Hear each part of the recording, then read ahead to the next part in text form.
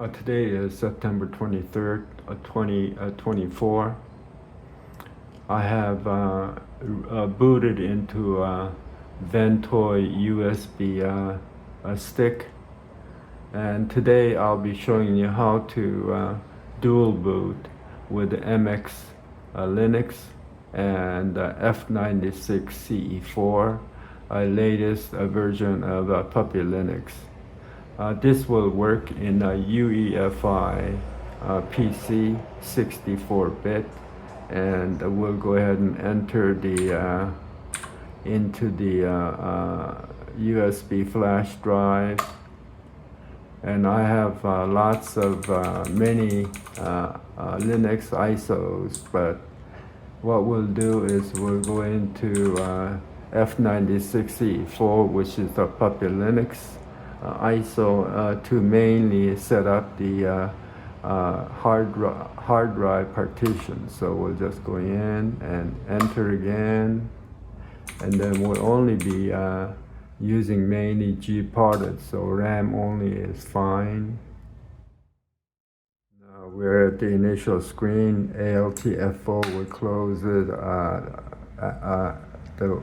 and again Alt F4 will close it. And then we'll go ahead and F12. We'll go down to System, and then right arrow and all the way down to G-parted and enter. And SDA, internal hard drive, is fine. And ALTO, okay. So right now I have one internal hard drive, and we will have to go ahead and partition it. So we'll go ahead and partition it for mxlinux, and then followed by a PuppyLinux partition, and then we'll just add a swap a file at the end. And most of this 1 terabyte disk will not be using, but this is a scheme that I would suggest if you plan to dual boot. So the first thing what we'll have to do is we'll have to wipe the internal hard drive. So we'll go to create partition table, and this is UEFI machine, so we'll have to go to GPT and then apply, and then we'll have to partition it. So we'll go ahead and give it a roughly 500 MB for FAT32, and this will be EFI label, and then add ALTA, and this will be where the bootloader for mxlinux will go. And then next is we want to give it a 40 gig is should be fine. And then we'll go to tab. ext4 is fine. Linux, we'll just give it a label of Linux, and alt add is fine. And then we'll go ahead and at the end we'll go ahead and give it a little bit of swap partition. So this has a 16 gig RAM, so as far as PuppyLinux is concerned, it doesn't need any swap. Usually PuppyLinux, you don't need any swap partition if you have more than 4 gig of RAM. But because we're gonna install the mxlinux also, we'll give it a roughly 7 gig, so that should be more than enough. And Linux swap, and then add. So this is essentially what you need for mxlinux, but we'll go ahead and continue on with a PuppyLinux partition. So we'll give it a let's say about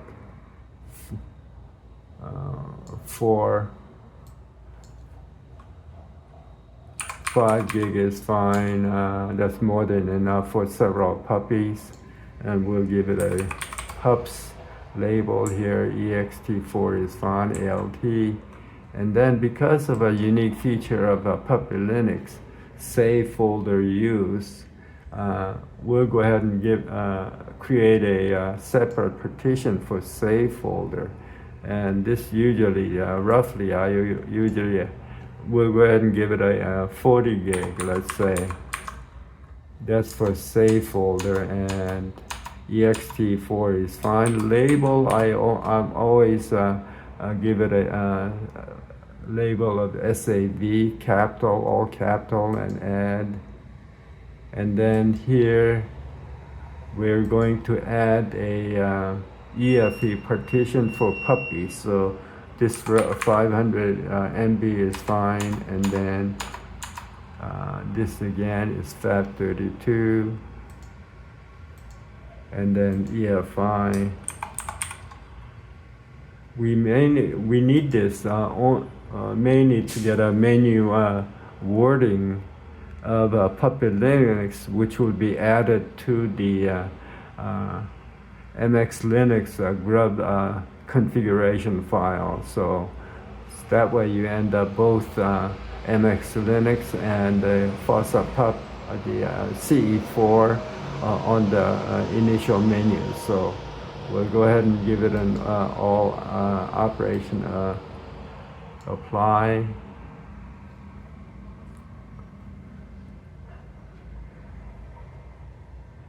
Should take a couple more seconds. This is all done. Now you have to make sure you don't forget to right click on the UEFI partitions and manage flags, and make sure ESP is clicked, and it automatically also puts a tick on boot. And similarly, we want to do that with this Puppy grub partition. So manage flags, ESP, and then close, and that's all done. Now the internal hard drive partition is completed. So what we'll do is we'll go ahead and go to the next step of installing mxlinux into the internal hard drive. So we'll go ahead and we do not save at all here.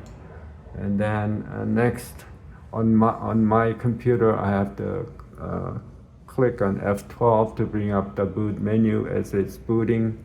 But right now the internal hard drive cannot boot. So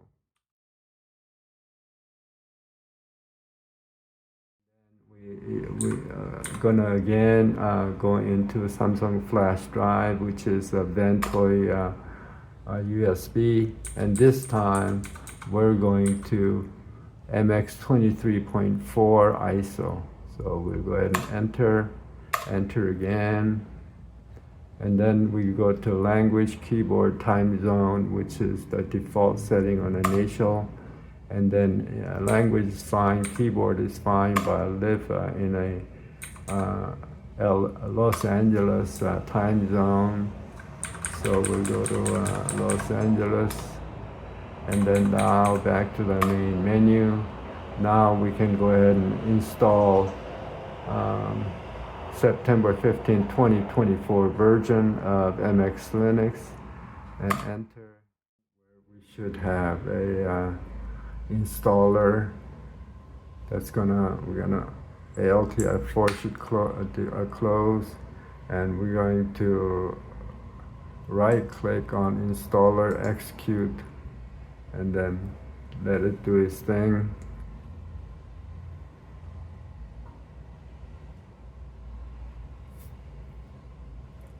And then keyboard in US is fine. And then customize this layout is what we want. So that's already clicked, and this is EFI. So we've already got it all ready. So this is the mxlinux where the bootloader is gonna be. So let's just go ahead and take a look. We want an ESP here because it's this is a UEFI machine. So EFI and format is already present, but we'll go ahead and preserve format 2 is fine. And here we're just gonna root is fine.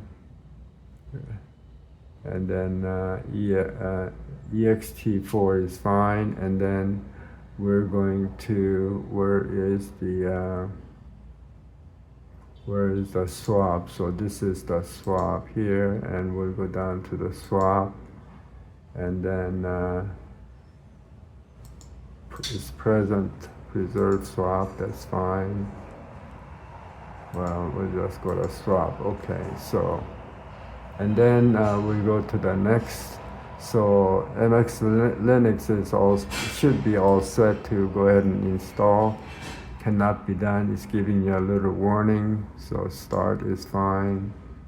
And then create a swap file. Well, no, that we don't need to, we've created a partition, so that's fine. So everything is going. Now we go to the next, and then computer name. You can name whatever you want. I don't need the Samba networking. So we go to the next, and then American English, Los Angeles, 1:57 p.m. is fine. Next, and then we'll go ahead and user login, password, and then I don't need the root password. Auto login makes it more convenient for me. And then next, and it's very quick installation, seems like here. Okay, so it's going to automatically reboot the system, so we'll finish. Now installation of mxlinux is done. Now what we'll do is we'll leave the Vento USB stick in, and I'm going to again start the Vento USB by F12. Now you can see that mxlinux is installed on the internal hard drive, but I'm going to go to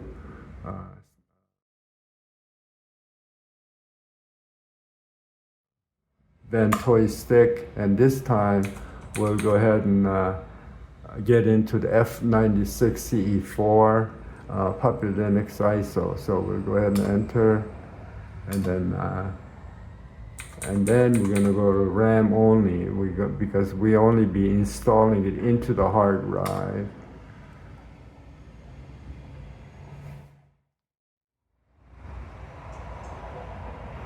So now we'll go ahead and ALTF4 again, ALTF4, close, and then F12, and then we'll go to setup and go all the way down to flexible frugal installer, enter, and then we'll go to the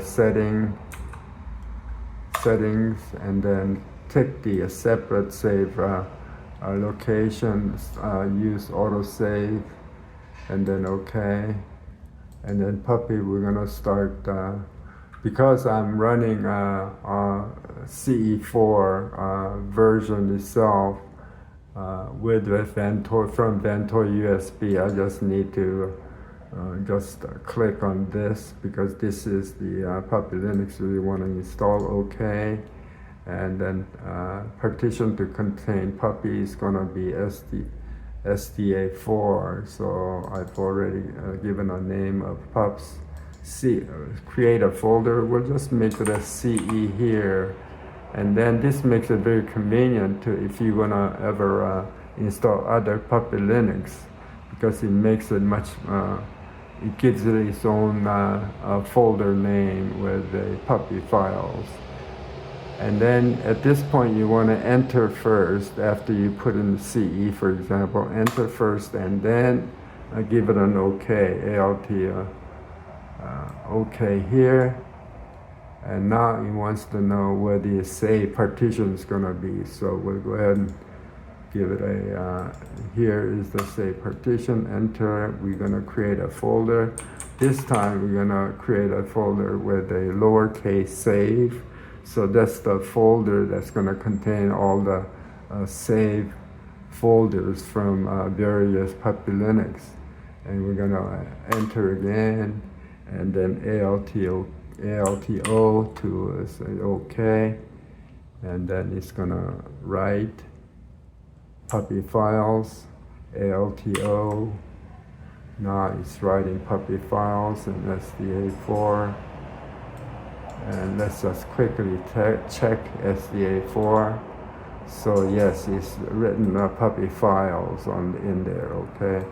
So that's fine. And then now what we'll do is we'll go ahead and continue on into the boot. SDA4 is where the puppy installs are, and that's correct, CE4.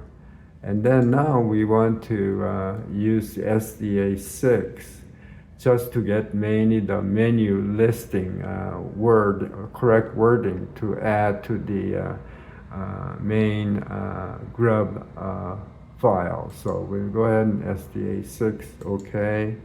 And then we'll just need a UEFI 64, OK. And then we're gonna create it and then OK. So now we're done. So now what we want to do is take a closer look at grub CFG in the PuppyLinux.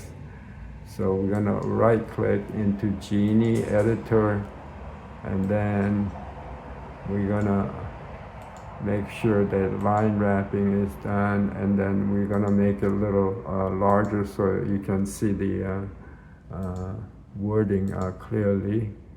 So let's make it to 14 or so, and then apply, and then now it's okay. Now you can see much more, it's bigger. So what we need to do is from the puppy menu entry, we need these lines of brackets. So these is exactly what we need. So we'll right click and then copy. And then the main grub file of mxlinux gets installed in NDA2, and the boot under grub, and here is the grub file of the, so we're just gonna drag it into Genie again. Now we're gonna get a closer look at here. So now if you look through the grub file of mxlinux, you will come to main menu here. It's mx23-4, and after the bracket I give it a enter space here, and then Control V to copy from the configuration grub of CE4. So we're gonna save it. Okay. Now we're gonna close everything. Now we're gonna start the gparted again, and system gparted. Now we're gonna go to the SDA again. Now, assuming that the menu has been added correctly, we really do not need this partition anymore. This is the partition that we created just to make sure that we get correct wording of the grub for the puppy. So we'll just go ahead and right click, and then we're gonna unmount it if it's unmounted, and then we're going to go ahead and delete it and then apply. Okay, now close. Now we're going to leave and then reboot.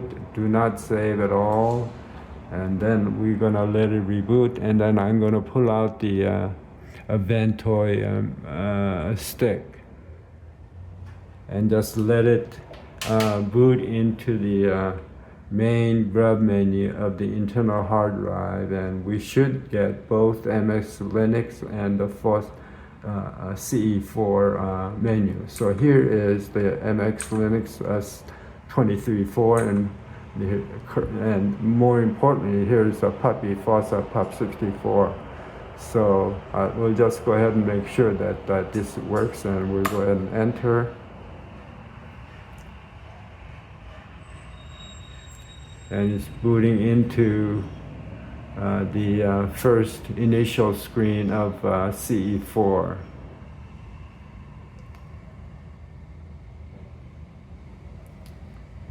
So it seems like we've done everything correctly. So you can do the initial setup, and then when you reboot this time, make sure that it does. You do want to save from now on.